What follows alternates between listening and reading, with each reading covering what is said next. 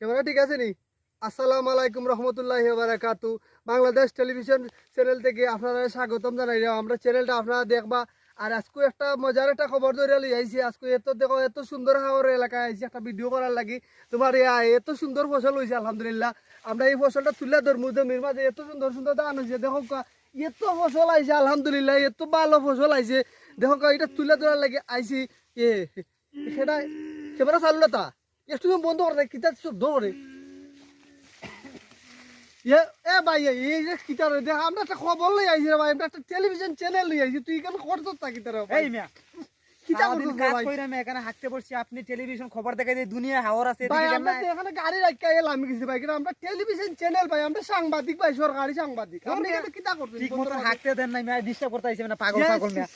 আমরা চ্যানেলটা বন্ধ করে দিলাম আমরা যত সুন্দর কষ্ট করে আমরা ইয়ে করছি দেখো এত ভালো ফসল ফলাইছে দেখো আর সে হাগু করার আর টাকা পাইছে না ধান দিবার মাঝে হাগু করে লিছে এত কষ্ট করে কৃষক ভাইয়েরা ধান ফলাইছে সেও ধান দিবার মাঝে আগে দেয় দর্শক কিন্তু কিতা কইতাম মানুষের বিবেক বুদ্ধি খুয়াই গেল এত কষ্ট করে ফসল ফলাইছে আর ওই ফসলের দিবার মাঝে আগা করে দিছে এটা